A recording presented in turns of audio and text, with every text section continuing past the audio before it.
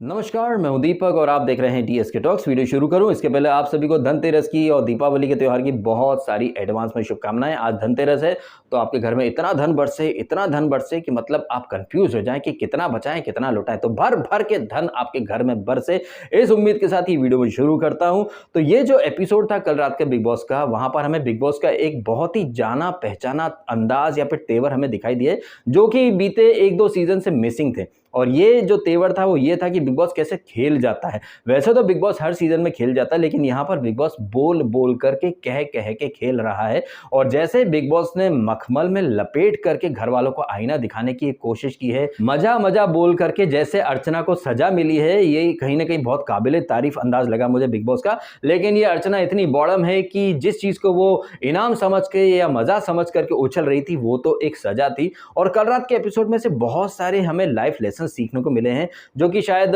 हम भूल चुके हैं या फिर लोग उन चीजों को इग्नोर कर देते हैं। ये चीजें मैं बहुत बार हाईलाइट करता रहा हूं कि जस्ट बिकॉज कि आपके आसपास कुछ लोगों का झुंड है और वो आपकी तारीफें कर रहे हैं, चने के झाड़ पर चढ़ा रहे हैं और आपको लगता है कि यार ये मेरे अच्छे हैं, ये मेरा कभी बुरा नहीं चाहेंगे, जबकि ऐसे लोग एक्चुअली में चमचे की तरह होते हैं जो सिर्फ और सिर्फ आपका जो भी सामान है, आपके अंदर जो भी चीजें हैं या आपके थ्रू उन लोगों को जो फायदा मिल सकता है वो उतनी चीजें चमचे के थ्रू उठा लेते हैं, चम्मच के थ्रू खा लेते हैं। और जब उनका वो काम हो जाता है तो वो पतली गले से निकल जाते हैं। जैसे कि कल रात के एपिसोड में प्रियंका चहार चौधरी, जब तक उसे लगा कि अर्चना को वो यूज कर सकती है एक मोहरे के तौर पर, एक प्यादे के तौर पर, तब तक प्रियंका ने हर पॉसिबल तरीके से अर्चना का इस्तेमाल किया। और जैसे ही उसे पता चल गया कि भैया उसका काम हो गया है, सडनली वो बिकिनी वगैरह डाल करके पूल में छई छपाक छई करने चले गए। जबकि उसके फैंस कह रहे थे वो तो पीरियड्स में है, ये है वो, इसलिए वो काम नहीं कर रही। भाई ऐसे पीरियड्स में बिकनी डाल के पूल में कौन जाता है? कौन जाता है? अरे अर्चना चहार चौधरी जाती है, टीवी की संस्कारी बहू जो लोगों को लिमिट, अपब्रिंगिंग, इनको पर लेक्चर देती है। लेकिन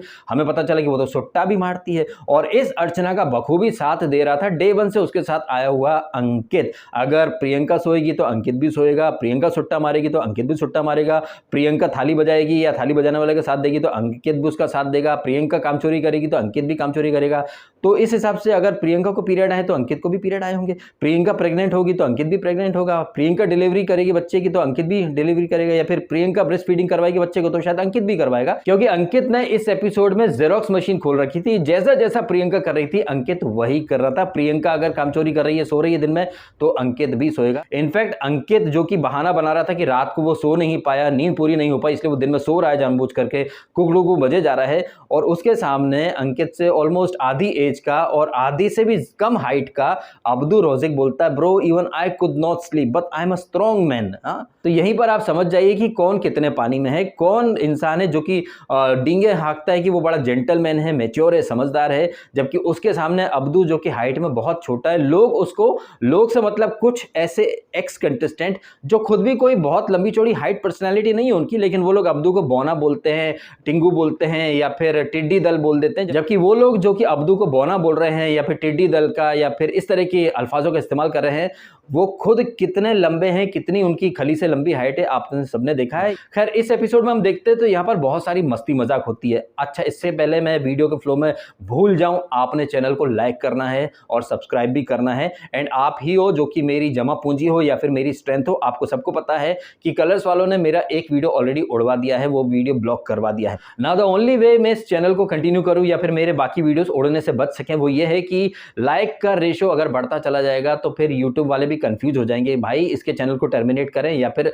आगे बढ़ने दें, क्योंकि लाइक्स का रेशो अगर बढ़ता जाएगा तो वो मेरे लिए बहुत ज्यादा फायदे का सौदा होगा। तो प्लीज वीडियो को लाइक करें एंड चैनल को सब्सक्राइब भी करें। एंड इन केस अगर कलर्स वाले, आपको तो पता ही है कि वो मेरे वीडियो को बहुत ही बारीकी से मैग्नीफाइंग ग्लास लेकर के देखते रहते हैं। पहले मेरा ट्विटर अकाउंट उन लोगों ने सस्पेंड करा दिया और मेरे 2-3 वीडियो वो पहले भी उड़ा चुके हैं। आपको याद होगा पिछले साल तो मेरा चैनल 7 दिन के लिए सस्पेंड करवा दिया था बिकॉज एक वीडियो मनीषा एंड टीम को पसंद नहीं आया था। एंड कल एक और मेरा वीडियो उड़ा दिया जो कि 1 साल पुराना वीडियो है, जहां पर मैंने खतरों के खिलाड़ी में रोहित शेट्टी कैसे टाइमिंग का झोलझाल करता है वो क्लिप मैंने डाल दी थी। आई थिंक वो मेरा सबसे बड़ा ब्लंडर था, शायद मैं ओवर कॉन्फिडेंट हो गया था। अब यहां पर एक बात निकल के आ रही है कि ओवर कॉन्फिडेंस में आदमी जोश में ना होश गंवा देता है। तो मैंने जो ब्लंडर करा, मैं ओवर कॉन्फिडेंट हो गया कि नहीं यार और लोग भी तो डालते हैं, चलो अपन ट्राई कर लेते हैं, जबकि मुझे ऐसा नहीं करना चाहिए था। मुझे याद रखना चाहिए था कि कलर्स टीवी वाले मेरे साथ 36 का आंकड़ा लेकर करके चलते हैं। आप यूट्यूब पर देखते होंगे ऐसे दर्जनों क्या बोल रहा हूँ यार, हजारों ऐसे चैनल्स हैं जो बिग बॉस का प्रोमो पहले से डाल देते हैं, ट्विटर पर क्लिप्स वगैरह शेयर करते रहते हैं, लेकिन उनको सब कुछ अलाउड है, मुझे कुछ भी अलाउड नहीं है, बिकॉज मैं मेकर्स के स्क्रिप्टेड गेम की पोल पट्टी खोल देता हूं। तो यही आप समझ सकते हैं कि कलर्स वाले मुझसे कितना प्यार करते हैं। पहले मेरा एक ट्विटर अकाउंट सस्पेंड कर दिया, अब मेरा वीडियो उड़वा दिया, तो कैसे ये लोग मेरे पीछे पड़े हैं। इसीलिए तो मैं बार बार आपसे कहता हूं कि आप वीडियो को लाइक करें, सो दैट लाइक का रेशियो बढ़े, वीडियो की रीच ज्यादा बने। एंड इन केस इसके बावजूद अगर कलर्स वाले मेरे पीछे पड़ते हैं तो भाई एक दूसरा चैनल है मेरा डीएसके टॉक्स 2.0, हालांकि उसके ऊपर भी एक आध स्ट्राइक आ चुकी है, बट फिर भी वो चैनल अभी एक्टिव है, चल रहा है इसी चैनल की तरह। तो उस चैनल को आप सब्सक्राइब कर लीजिए एज बैकअप, इन केस अगर यहां पर नहीं मिलता हूं तो वहां पर तो आपको मैं मिल ही जाऊंगा। मिलने से मुझे याद आया कि अर्चना को बैठे बैठाए कैप्टेंसी मिल गई इस एपिसोड में, और शिव ठाकरे ने अपने पैर पर कुल्हाड़ी नहीं, पूरा रोड रोलर ही चला दिया। मैंने कल शाम को एक वीडियो डाला था जहां पर मैंने कहा था कि ये जितने भी कंटेस्टेंट है ना, ये रमन राघव पिक्चर का एक सीन मैंने शेयर किया था कि ऐसे करके बैठे हैं सब लोग कि कैसे शिव एक मौका दे और शिव की कैप्टेंसी को ये लोग बर्बाद कर दे। शिव ने मौका, अरे भर भर के मौके दिए हैं, और शिव ठाकरे इतना ज्यादा गलत गया है कि पूछो ही मत। अब यहां पर जैसे मैंने कहा कि जैसे मेरा जो वीडियो इसने कलर्स टीवी वालों ने डिलीट करवा दिया, वो मेरा ब्लंडर था, मैं ओवर कॉन्फिडेंस में था। हर चीज में मैं सामने वाले को ब्लेम नहीं कर सकता, कहीं अपनी भी गलती मेरे को मान लेनी चाहिए। ऐसे ही यहां पर शिव को भी अपनी गलती मान लेनी चाहिए कि उसने ब्लंडर कर दिया। शिव के साथ साथ प्रियंका को भी मान लेना चाहिए कि उसने भी ब्लंडर किया है। अब ये जो पॉइंट है ना, शिव ने और प्रियंका ने कैसे ब्लंडर करे, कैसे उन्होंने अपना नुकसान कर लिया, आइए इसको समझते हैं। शिव कैप्टन बना, ठीक है, कैप्टन बना, उसके बाद से उसने देख लिया कि सारे घर वाले कहीं ना कहीं 36 का आंकड़ा लेकर के चल रहे हैं, तो क्या जरूरत थी शिव को ये जो मस्ती करने वाला जो झुंड है इनके साथ मिलकर के मस्ती करने की।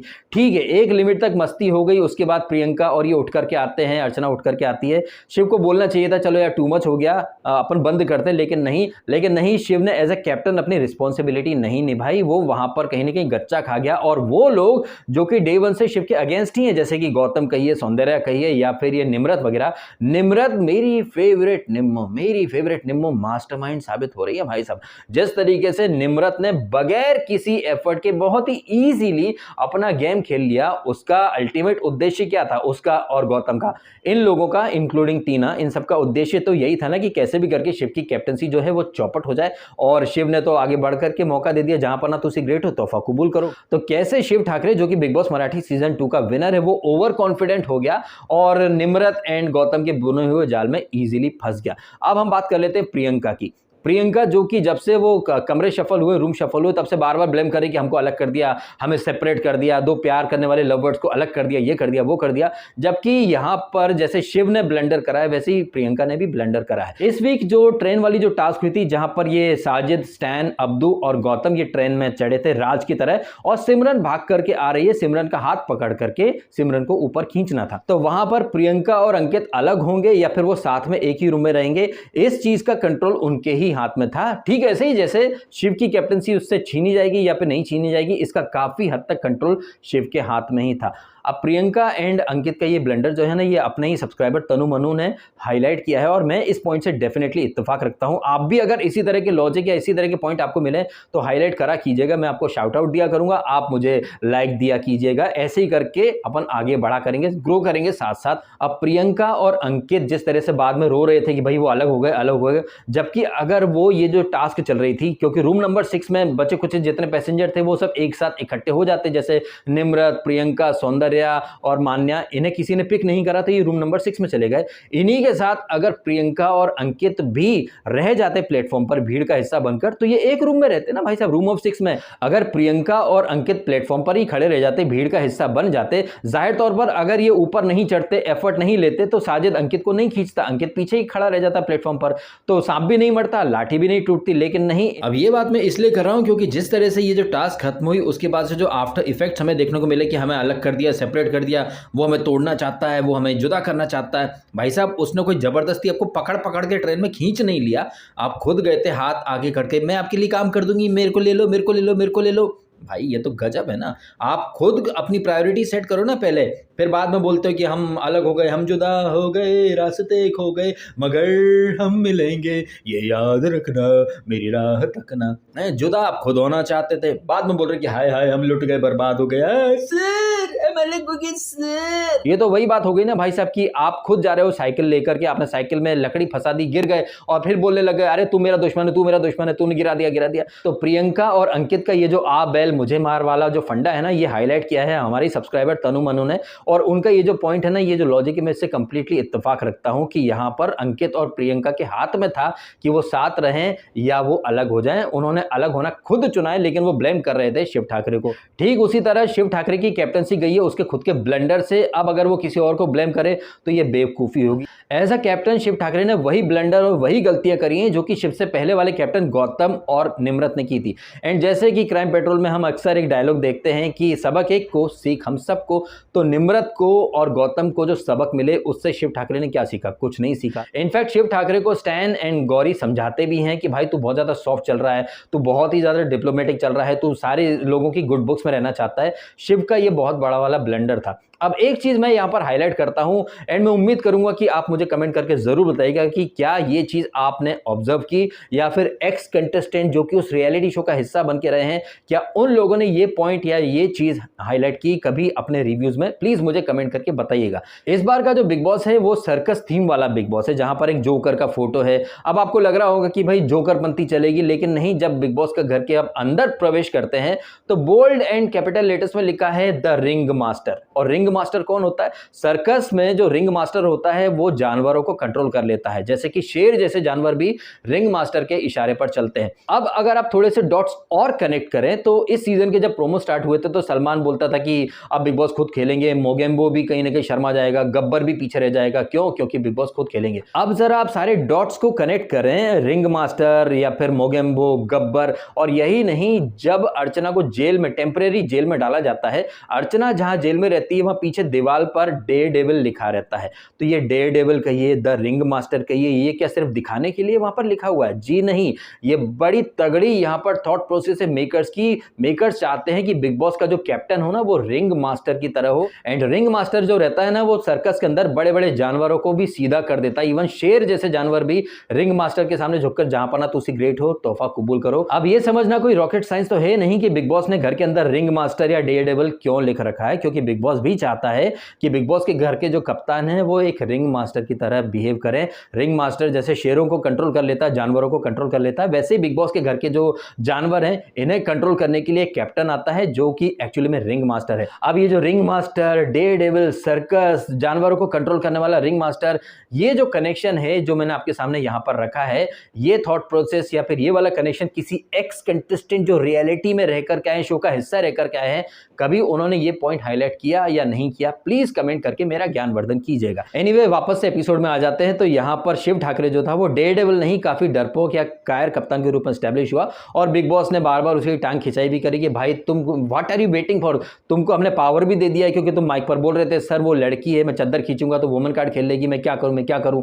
और स्टैन एंड गौरी भी समझा रहे थे कि भाई तू क्या कर क्या रहा है, भाई तू कर क्या रहा है, भाई उनको पनिशमेंट दे, दंड दे। वो मान्या बोलती कि सुंबुल को कोई ड्यूटी नहीं दी इसने, शिव ठाकरे ने। तो शिव ठाकरे बहुत ही अच्छा बनना चाह रहा था। इनफैक्ट वो इतना अच्छा बनना चाह रहा था कि वो खुद बर्तन धोना शुरू कर दिया उसने, जो कि एक रिंग मास्टर या फिर एक डेयर डेविल की पर्सनैलिटी के टोटल उलट स्वभाव था इसका, शिव ठाकरे का। और इसी वजह से इसकी कैप्टनसी भी चली गई। तो शिव ठाकरे जो कि बहुत ज्यादा अच्छा बनने के चक्कर में या फिर निम्रत एंड गौतम और इन लोगों के ऊपर आंख मूंद करके यकीन करने के चक्कर में इसकी कैप्टनसी चली गई, वैसे ही अर्चना को प्रियंका के ऊपर अंधा विश्वास जो काफी महंगा पड़ा। हालांकि महंगा पड़ा या फिर नहीं पड़ा ये तो आने वाले वक्त में पता चलेगा, लेकिन जिस तरीके से ये अर्चना जो इस एपिसोड के स्टार्ट में कोई रूल फॉलो नहीं कर रही थी, सो रही थी, पर्पसली सो रही थी, वही अर्चना एपिसोड के एंड में सबको बोल रही कि प्लीज रूल फॉलो कर लो, चोरी मत करो, भंडारा की तरह लूटम लूटी मत करो, अंग्रेजी में बात मत करो, प्लीज सो मत। तो ये जो अर्चना है जो कि एपिसोड के स्टार्ट में कुछ और तेवर में थी, एपिसोड खत्म होते ही जज्बात बदल गए, हालात बदल गए, वो अर्चना जो ओपनली रूल्स तोड़ रही थी वो कप्तान बनते से ही कह रही कि प्लीज रूल फॉलो कर लो। वहीं जो हमने प्रोमो देखा जहां पर करण जौहर ओवर एक्टिंग कर रहा है, जो कि शायद हम आज रात के एपिसोड में देखेंगे, है, जहां पर गौरी नगौरी अगेन हदें पार कर रही है और ये बहुत टू मच कर देती है गौरी नगौरी, और ये इस तरह की बैशिंग डेफिनेटली डिजर्व करती है। लेकिन जब ये करण जौहर और मेकर्स हिंसा या इंटेंट टू हर्ट की बातें करते हैं तो मुझे बहुत हंसी आती है, क्योंकि बिग बॉस 15 में करण कुंद्रा ने पर्पसली इंटेंट टू हर्ट दिखाया था। बिग बॉस 13 में अब एक कंटेस्टेंट इस दुनिया में नहीं है, तो जस्ट बिकॉज वो दुनिया में नहीं तो लोग कहते हैं उसके बारे में बात मत करो भाई। अब इसी लॉजिक के हिसाब से भाई अगर मैं कुछ बोल दूंगा कि इस दुनिया में तो रावण भी नहीं है, इस दुनिया में तो उसामा भी नहीं है, अब जस्ट बिकॉज वो इस दुनिया में नहीं है तो क्या उनके किए हुए कांड को लोग भुला दें क्या, मतलब बात ना करें क्या? तो कैसे बिग बॉस 13 में इंटेंशनली पुश किया जाता था, इंटेंशनली माँ बाप पर जाया जाता था, लेकिन सलमान खान एंड मेकर्स ने ऐसे चीजें करने वालों को विनर बना दिया था। तो गलत ट्रेंड की शुरुआत तो खैर बिग बॉस ने खुद ने की है, लेकिन अब इस सीजन में बिग बॉस खुद थुक थुक करके चाट रहा है। खैर माँ बाप पे जाने वाला एलिमेंट हमें यहां पर दिखाई दिया था, जब मान्या बोलती है कि तेरे बाप का घर है क्या, किसी के बाप का घर है क्या, तो उसके ऊपर अंकित और प्रियंका बहुत ज्यादा चढ़ पड़ते हैं। अंकित और प्रियंका से मुझे याद आया, ये जब कल के एपिसोड में मस्ती मजाक जो चल रही थी, जो कि बैक बेंचर्स टाइप की मस्ती मजाक थी, मैं इस तरह की मस्ती मजाक को भर भर के सपोर्ट करता हूं। इनफैक्ट ऐसी ही मस्ती मजाक से तो ये एपिसोड शुरू हुआ था जब किचन एरिया में गौतम प्रियंका ये सब टीज करते हैं शिव को, अरे कैप्टन ये बर्तन वगैरह कौन धोएगा, वो मान्या को लाओ ड्यूटी पर, शालीन भी सो जाएगा जाकर के।